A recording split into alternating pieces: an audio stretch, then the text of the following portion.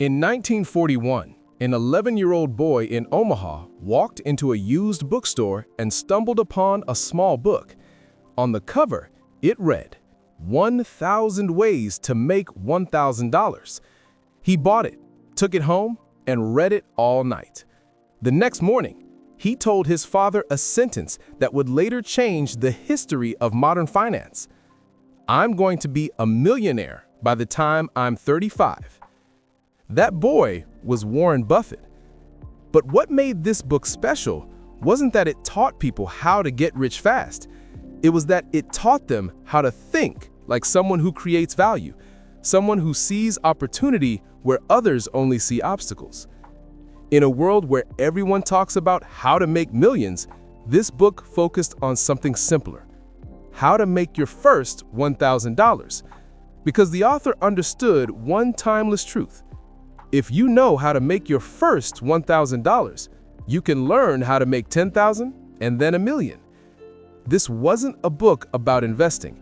It was a book about mindset, about how ordinary people start from zero and turn small ideas into great empires.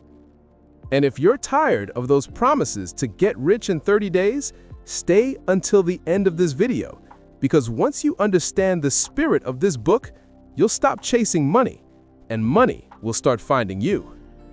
Part 1. The Mindset of Making $1,000. Warren Buffett once said, "The first $1,000 is the hardest." And that's not just a statement about money, it's a statement about mindset. You see, back in the 1930s, during the Great Depression, America was drowning in unemployment, fear, and hopelessness. But in the middle of that crisis, a small book appeared with a simple promise: you can make your own $1,000 if you're willing to think.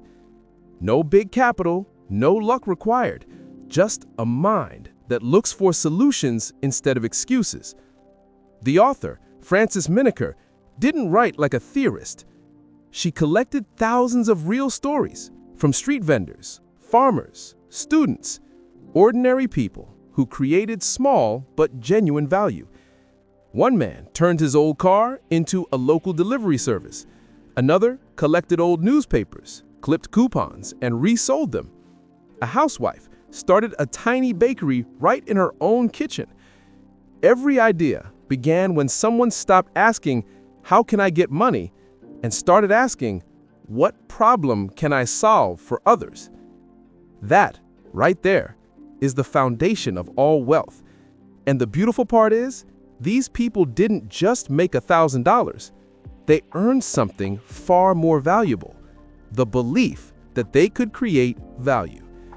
Once you experience that feeling, the feeling of earning your first real dollar through your own ability, you never see the world the same way again. You stop fearing recessions. You stop depending on paychecks. You stop believing that wealth is a privilege meant for others. Instead, you begin to see opportunities everywhere: in unmet needs, in broken services, in forgotten ideas. And when you start thinking like that, the world stops being a battlefield of competition and becomes a map of empty spaces just waiting for you to fill them. That's what 1,000 Ways to Make $1,000 wants you to understand. Wealth doesn't begin with money. It begins with the ability to see value and the courage to create it. Part 2.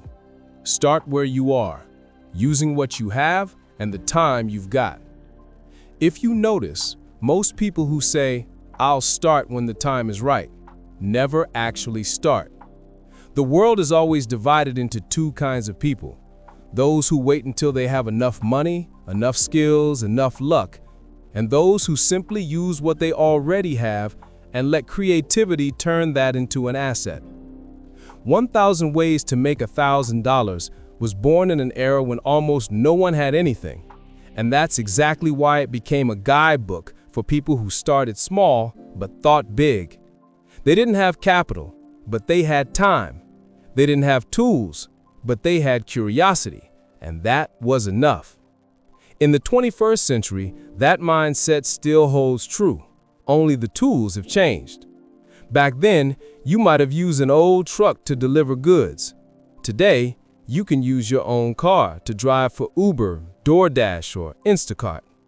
Back then, people went door to door selling homemade bread. Today, you can tell the story of your bread on TikTok, and customers will come to you. Some people start with an old laptop, making their first $100 by editing videos as a freelancer or teaching their skills on Fiverr or YouTube. Others spend their weekends creating handmade crafts to sell on Etsy.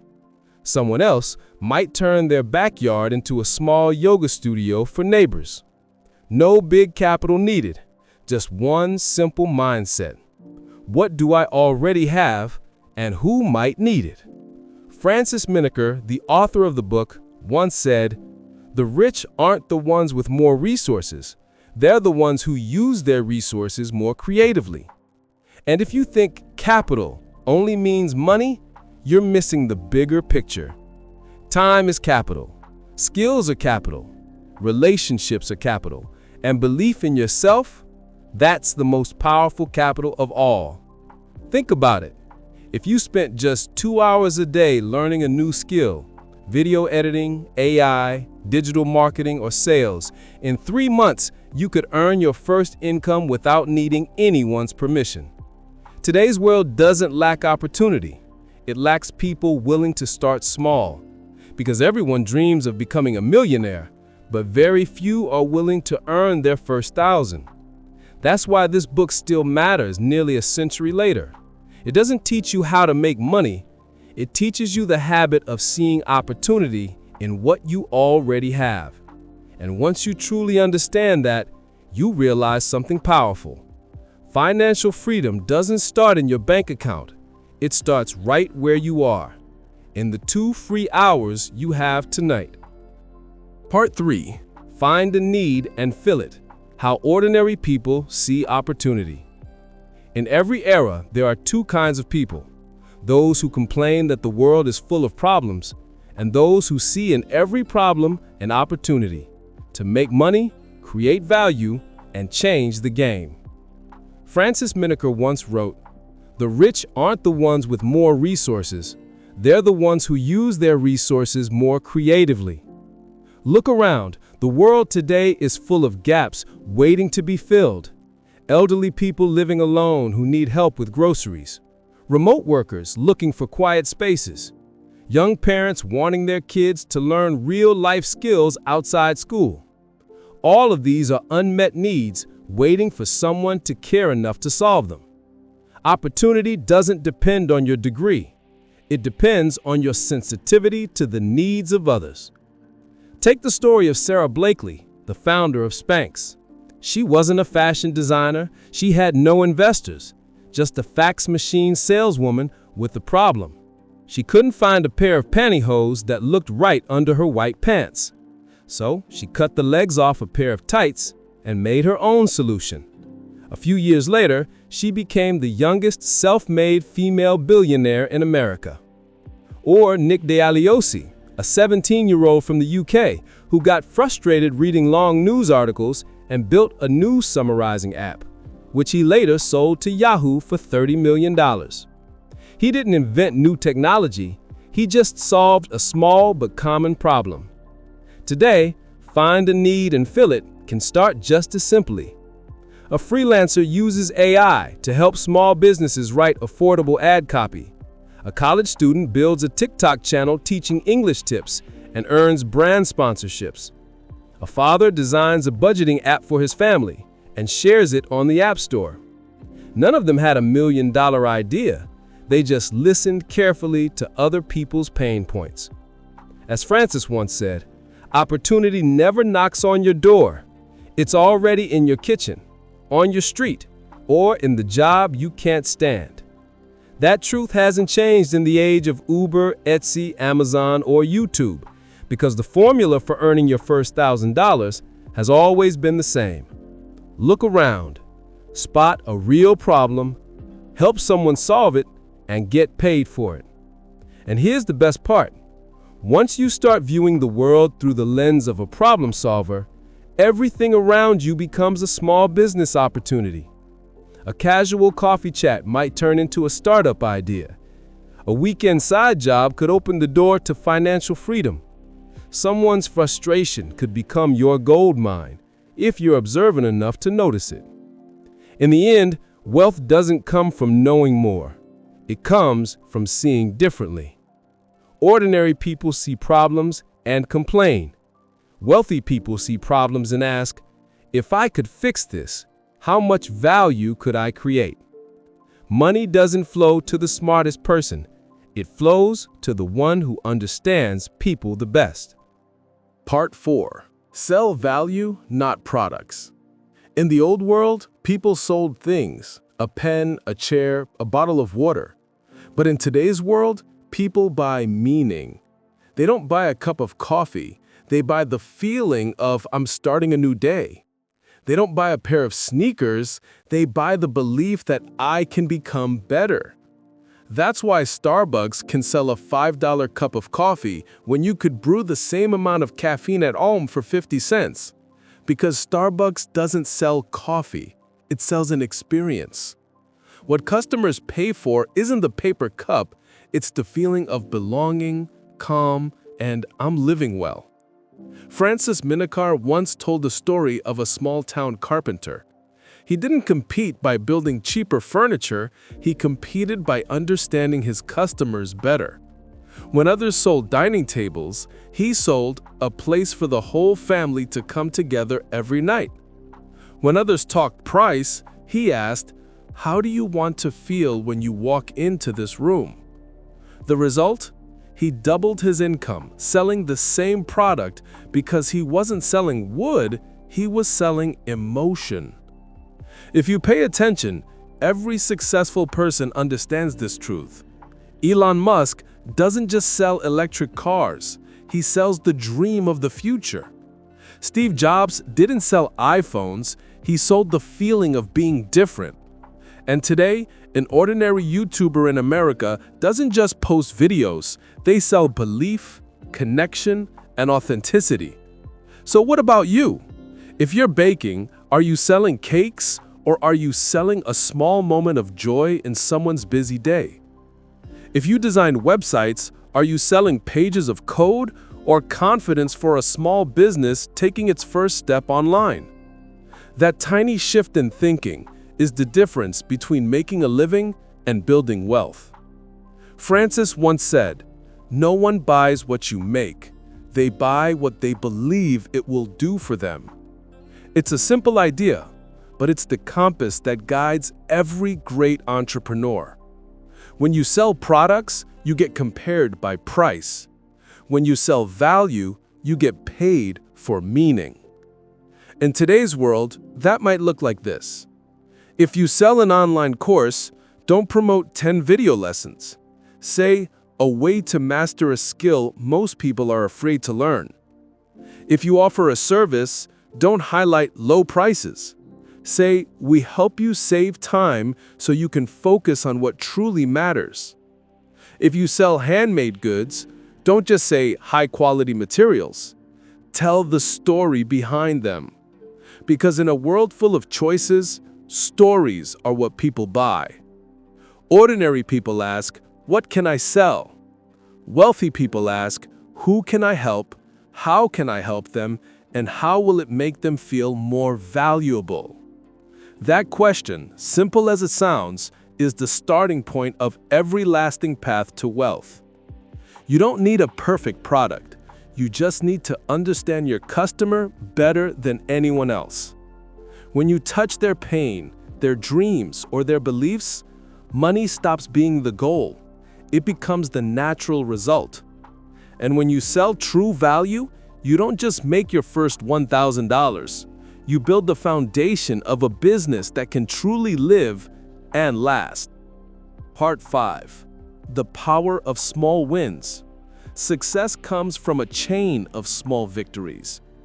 When people talk about making money, most imagine big leaps, landing a huge deal, or hitting a lucky investment overnight. But Frances Minaker, with the eyes of a humble observer of everyday life, said it differently. Your first $1,000 doesn't come from one big idea. It comes from a series of small things done slightly better than everyone else. Number 1, the power of momentum. In one story from the book, a street vendor in the 1930s in New York had no capital, no education, and sold only a few small items a day. But instead of trying to sell more, he focused on selling better. Every customer was served with sincerity. Every small profit was carefully noted. And after a few months, that small consistency multiplied in surprising ways. He didn't have a breakthrough, he simply repeated the right thing every day. And that repetition became his personal snowball effect. And 2, in the modern world, small wins are the greatest asset. Today, we live in a culture of speed and instant gratification. People want to go viral, break through, and get rich fast. But if you look at the journeys of truly successful people, from Jeff Bezos to Mark Cuban, they all started with small, repeatable victories. Bezos didn't start Amazon with millions of products. He sold books. Cuban didn't begin by owning an NBA team. He sold software online. Each small step, repeated over time, opened bigger doors. Number 3, small wins build a winning mindset. Frances emphasized, a person doesn't need to earn a lot to become wealthy. They just need to know they're moving forward. When you hit a small goal, whether it's earning $50 online, making your first sale, or saving 10% of your income, you don't just gain money, you gain belief. And that belief, not the amount, is what fuels your next step. This mindset works like psychological leverage. It helps you push through procrastination, fear of failure, and the feeling of not being ready. A small victory today becomes the energy for a major step tomorrow. Number 4, the mindset behind a chain of wins. Ordinary people ask, how can I win big? Wealthy people ask, how can I avoid losing small and keep winning consistently? A big win can be luck, but a chain of small wins is a skill. Frances believed that once you master the art of creating small, steady income streams, whether through selling, investing, or building a personal brand, you're building a self-sustaining money system. And once that system runs, you no longer chase money, money finds you. In today's world, a small win could be writing your first newsletter and getting 100 readers, making your first sale on Etsy or Amazon, uploading your first video and receiving positive feedback, learning a new skill that earns you an extra $100 a month. None of these are small. They're the first breaks of your financial freedom wall. Frances Minaker summed it up beautifully. Getting rich isn't a genius's game. It's a repetition game. Remember, your first $1,000 isn't just money. It's proof that you can do it. And from there, every door begins to open. Part 6, from $1,000 to financial freedom. When your mindset changes, everything changes. There's a simple yet powerful truth that Frances Minaker often repeated in her humble writings. A person who earns their first $1,000 through their own thinking will never be poor again because they've learned how to create value. 1. The difference between earning money and creating value. Many people stop after earning their first $1,000. They see it as luck or a small project. But truly wealthy people don't focus on the money itself, they focus on what created it. They ask, why did the customer pay me? What problem did I solve for them? If I repeat this, could it become a system? Frances called this the expansion mindset. The ability to turn a single result into a repeatable model. One person sells 10 products and stops. Another understands why those products sold and ends up selling 10,000. Earning your first $1,000 rewrites your mental code. Before earning your first $1,000, you might believe making money is hard, something reserved for people smarter or luckier than you. But once you create it yourself, by any means, you've broken through a psychological wall.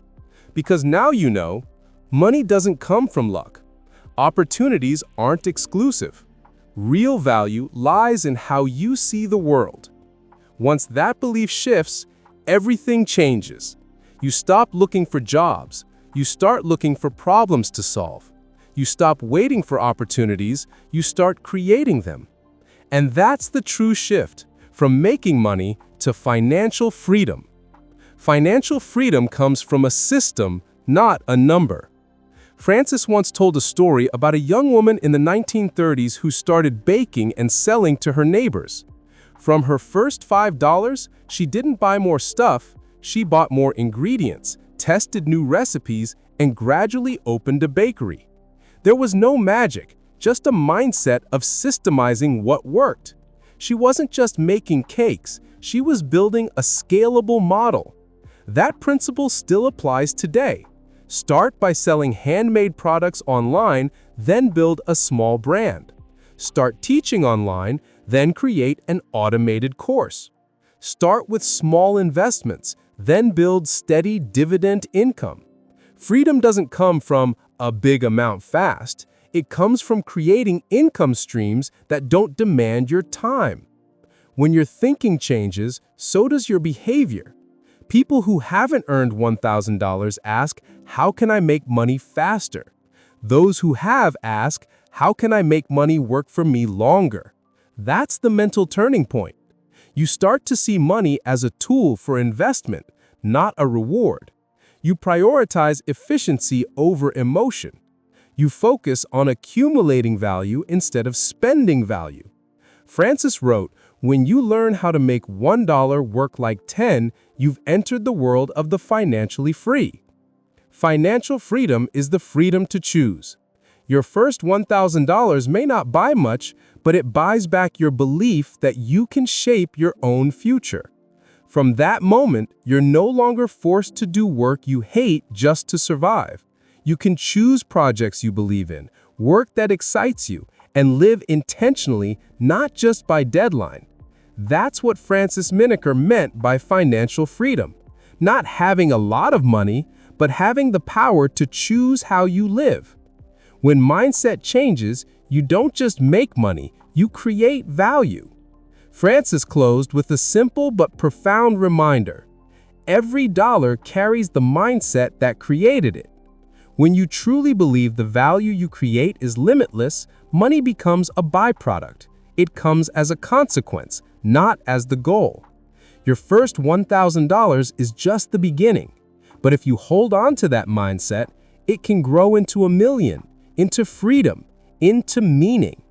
And then you'll finally understand. True wealth isn't about having more money, it's about no longer being controlled by the fear of losing it. If you pay close attention, every era has its own $1,000 threshold. In 1936, it symbolized a life-changing breakthrough. Today, for many Americans, $1,000 might just cover a month's rent or a credit card bill. But the meaning remains the same. That first $1,000 is always a test of mindset, discipline, and belief in yourself. Frances Minaker didn't write this book to show you 1,000 ways to make money. He wrote it to show you one way of thinking that can create 1,000 opportunities. Because once you learn how to see value where others only see problems, once you know how to start small, learn fast, and scale what works, you're not just making money. You're building the foundation for true financial freedom. And the truth is, no one teaches you this in school. If you want to dive deeper into the mindset, strategies, and real stories that helped thousands of ordinary people in the past century achieve their own version of financial freedom, then read the book 1,000 Ways to Make $1,000. You'll find the link to the book right below this video. Think of it as your first small investment in your financial journey, an investment in your mindset.